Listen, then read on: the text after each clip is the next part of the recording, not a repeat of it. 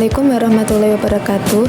Perkenalkan, nama saya Dewi Masito dengan NIM 234031011.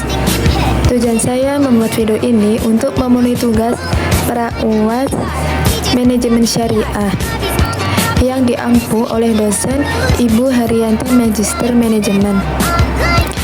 Untuk video kali ini saya mengambil pada materi konsep manajemen syariah pada tanggung jawab sosial.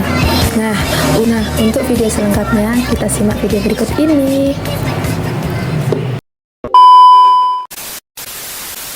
Nah, di sini saya akan menjelaskan tentang konsep manajemen tentang tanggung jawab sosial. Apa sih tanggung jawab sosial itu? Nah, kita lanjut ke slide yang berikutnya. Nah, masuk bab yang pertama adalah definisi. Tanggung jawab sosial adalah pendekatan di mana perusahaan mengintegrasikan kepedulian sosial dalam operasi bisnis mereka. Dalam menjalankan suatu bisnis, perusahaan tidak lepas dari pemangku kepentingan, yaitu pemangku kepentingan terdapat dua pemangku kepentingan dalam menjalankan suatu bisnis, yaitu para pemangku kepentingan internal dan eksternal. Nah, apa sih pemangku kepentingan internal dan eksternal ini? Adalah yang internal mengurus perusahaan dalam perusahaan, atau yang eksternal itu mengurus di luar seperti tanggung jawab sosial terhadap masyarakat. Yang berikutnya adalah program CSR perusahaan. Yang pertama ada cost promotion. Pada program ini, perusahaan menyediakan dana atau sumber daya lainnya yang dimiliki perusahaan untuk meningkatkan kesadaran masyarakat terhadap suatu masalah sosial. Yang kedua, cost related marketing. Pada program ini, perusahaan memiliki komitmen untuk menyumbangkan persentase tertentu dari penghasilan untuk suatu kegiatan sosial berdasarkan besarnya penjualan produk. Yang ketiga, corporate social marketing. Pada program ini, perusahaan mengembangkan dan melaksanakan kampanye untuk mengubah perilaku masyarakat dengan tujuan meningkatkan kesehatan dan keselamatan publik, menjaga kelestarian lingkungan, serta meningkatkan kesejahteraan masyarakat. Yang keempat, corporate philanthropy. Pada program ini, perusahaan memberikan sumbangan langsung dalam bentuk derma untuk kalangan masyarakat tertentu seperti duafa atau masyarakat yang kurang mampu. Yang kelima, community volunteering. Pada program ini, perusahaan mendukung serta mendorong para karyawan, para pemegang franchise, atau rekan pedagang eceran untuk menyisihkan waktunya secara sukarela guna membantu organisasi-organisasi masyarakat lokal maupun masyarakat menjadi sasaran programnya. Yang keenam, socially responsible business practice. Pada program ini, perusahaan melaksanakan aktivitas bisnis melampaui aktivitas bisnis yang diwajibkan hukum, serta melaksanakan investasi yang mendukung kegiatan sosial dengan tujuan meningkatkan kesejahteraan komunitas dan memelihara lingkungan hidup. Slide yang selanjutnya ada contoh penerapan CSR pada syariah. Yang pertama ada bank syariah. Bank syariah menerapkan prinsip-prinsip syariah dalam menjalankan bisnis seperti tidak memberi bunga dan menyalurkan dana ke sektor-sektor yang halal dan bermanfaat bagi masyarakat. Yang kedua, lembaga keuangan syariah seperti asuransi syariah dan dana pensiun syariah juga menerapkan prinsip-prinsip syariah dalam menjalankan bisnis dengan fokus pada aspek sosial dan etika.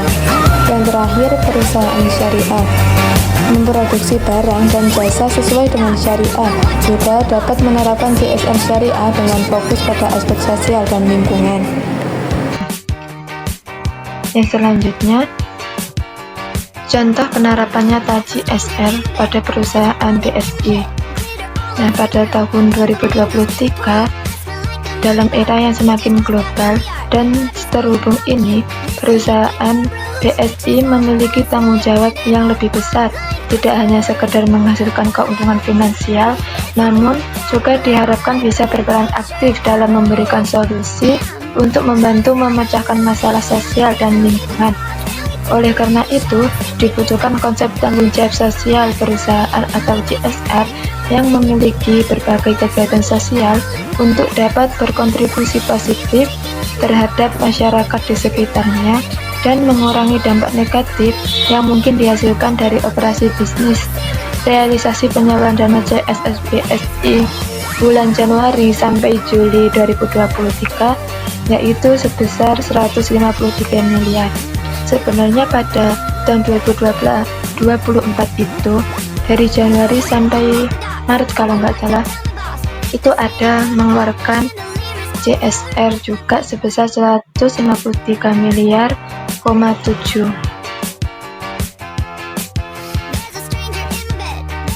Nah, ini ada beberapa contoh penerapan nyata tanggung jawab sosial Bank BSI.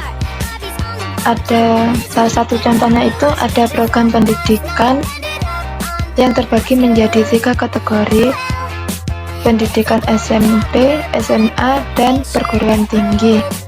Nah, contoh yang kedua adalah program kesehatan, merupakan bantuan peningkatan kesehatan bagi masyarakat duafa. Nah, ini ada beberapa betulnya.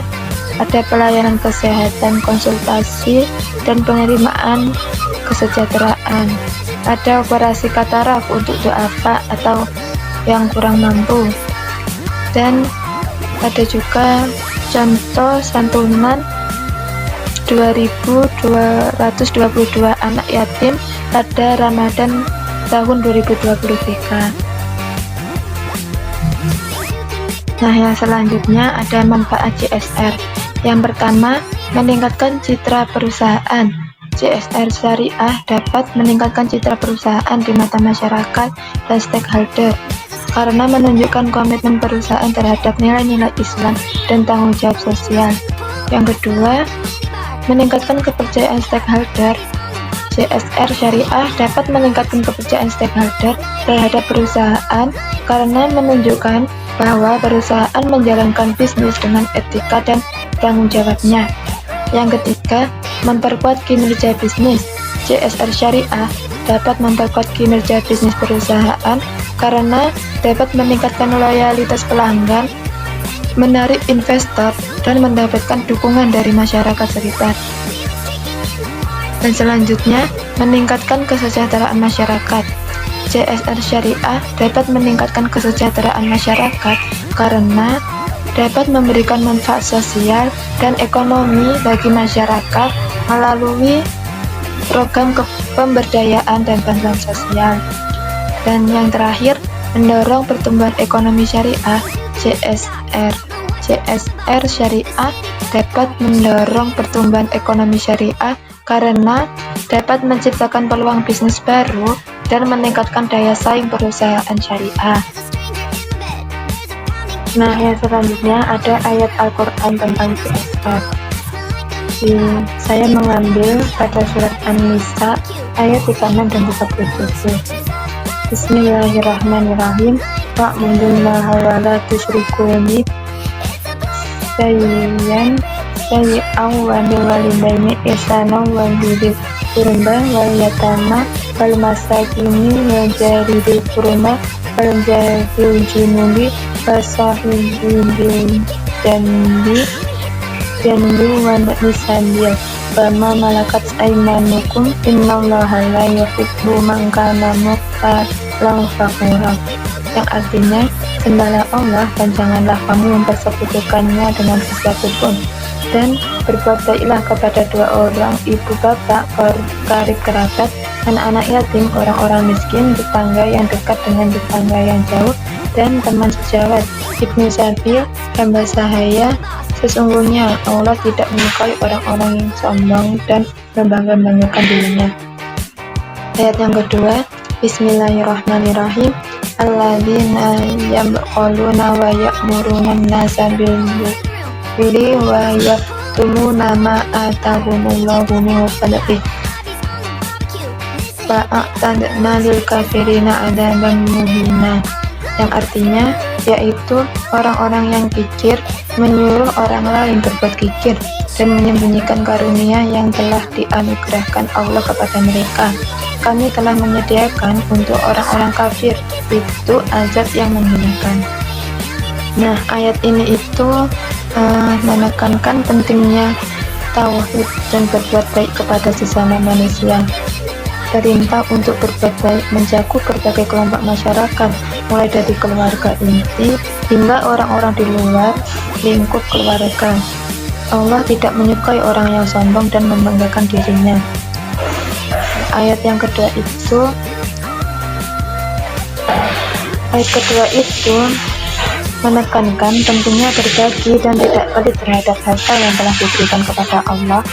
Kepemilikan harta merupakan amanah yang harus digunakan untuk kebaikan dan kemaslahatan umat. Seperti itu.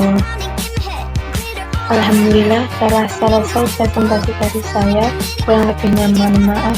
Wabillahi taufiq wal hidayah. Wassalamualaikum warahmatullahi wabarakatuh.